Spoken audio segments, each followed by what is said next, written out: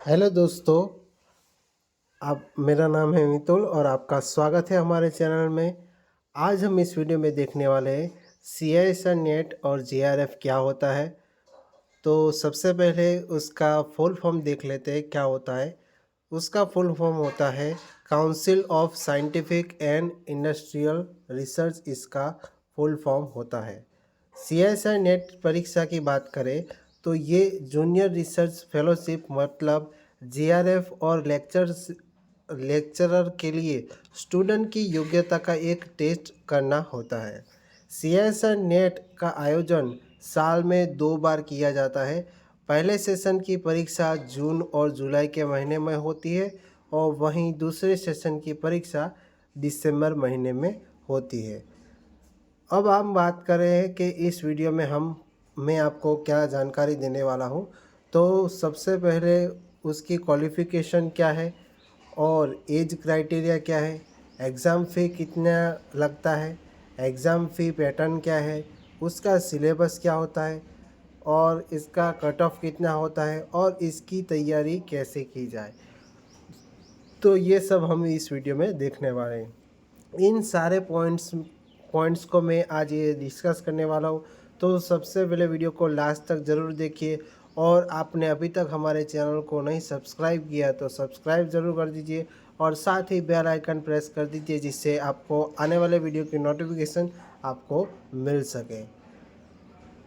तो दोस्तों CISR net का मतलब क्या होता है तो वैज्ञानिक और औद्योगिकी अनुसंधान परिषद यानी council of scientific and industrial research इसका मतलब होता है। CISR का मुख्यालय कहाँ है तो CISR का मुख्यालय दिल्ली में है। CISR को हम वैज्ञानिक तथा औद्योगिक अनुसंधान परिषद इन्हीं की उनकी स्थापना कब हुई थी तो 1942 में हुई थी। इसका मुख्यालय दिल्ली में है और इसके अधीन 38 राष्ट्रीय प्रयोगशाला है जो कि भारत के विभिन्न भागों में स्थित है। ये क्या करता है, जो स्टूडेंट साइंस के सब्जेक्ट से होते हैं वही ये एग्ज़ाम दे पाते हैं। आर्ट्स और कॉमर्स वाले स्टूडेंट्स इस एग्ज़ाम को नहीं दे पाते।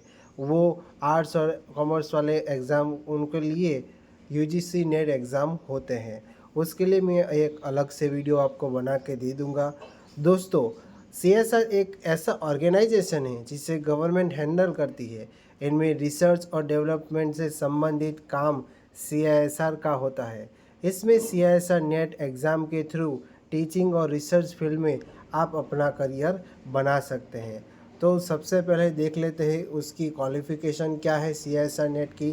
तो साइंस सब्जेक्ट्स के साथ PG यानी कि साइंस के साथ आपने पोस्ट ग्रेजुएट किया है यानी अनुस्नातक आपने किया होगा तो आप इसे अप्लाई कर सकते हैं। अब इसके लिए आपको कितने परसेंटेज होने चाहिए तो किसी भी विषय के स्टूडेंट एटलीस्ट 55% यानी कि 55% आपके PG में यानी पोस्ट ग्रेजुएशन में आपके होने चाहिए। और आप किसी भी यूनिवर्सिटी से या कॉलेज से आप पास आउट होने चाहिए। ओके, अगर आपका लास्ट ईयर या सेमेस्टर है तो भी आप इस एग्ज़ाम को दे सकते हैं।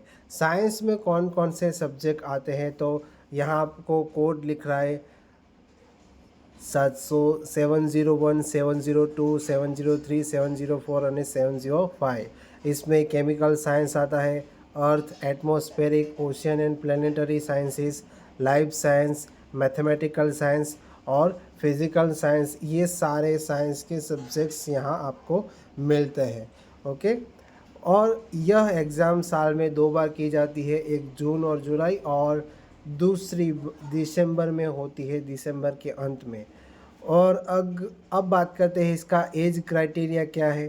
तो एज क्राइटेरिया के बारे में बात करते हुए सबसे पहले आपने इस वीडियो को लाइक नहीं किया है तो लाइक ज़रूर कर दीजिए। दोस्तों, लेक्चरशिप के लिए किसी भी कैटेगरी के स्टूडेंट के लिए कोई नो अपर एज लिमिट है, यानी कि आप की उम्र कितनी भी हो आप इसके लिए अप्लाई कर सकते हैं। JRF के लिए के लिए फॉर्म अप्लाई कर रहे हैं तो आपकी उम्र मिनिमम 19 वर्ष होनी चाहिए और मैक्सिमम 28 वर्ष आपकी होनी चाहिए। दोस्तों इसमें एज वाइज रिलैक्सेशन का भी प्रावधान है, वो आप इसकी ऑफिशियल वेबसाइट पर जाकर आप देख सकते हैं। अब हम बात करते हैं जनरल कैंडिडेट के लिए क्या उम्र है। 19 वर्ष से 28 वर्ष।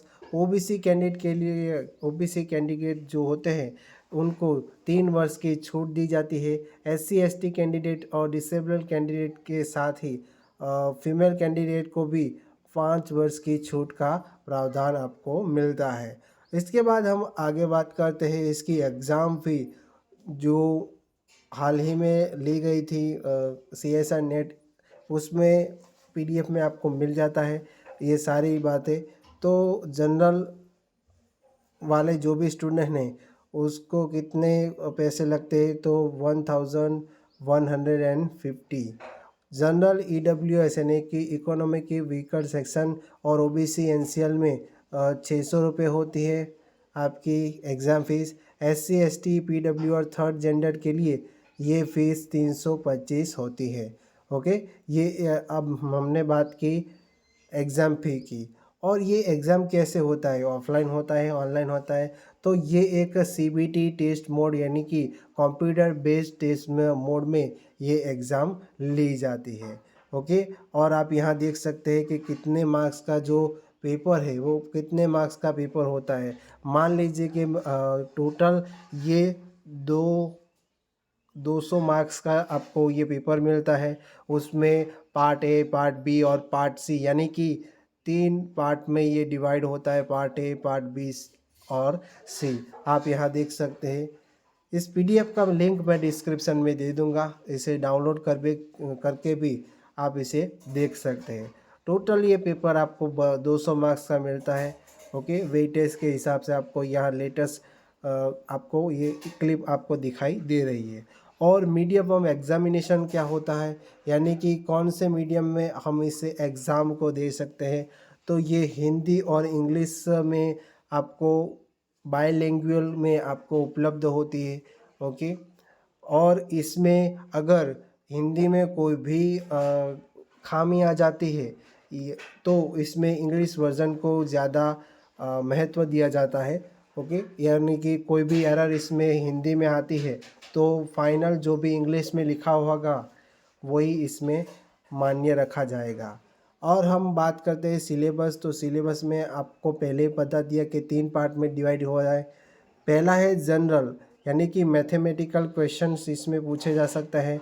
दूसरा होता है कि पार्ट बी यानी कि रीजनिंग होता है।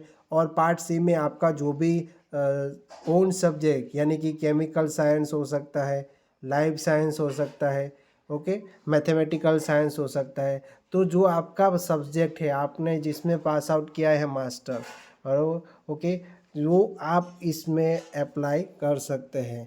ओके, और इस वीडियो में इतना ही। आपको ये वीडियो अगर पसंद आए तो इस वीडियो को लाइक करें, शेयर करें अपने दोस्तों के साथ, और आपने अभी तक इस चैनल को ज़रूर सब्सक्राइब नहीं किया है तो ज़रूर कर लीजिए।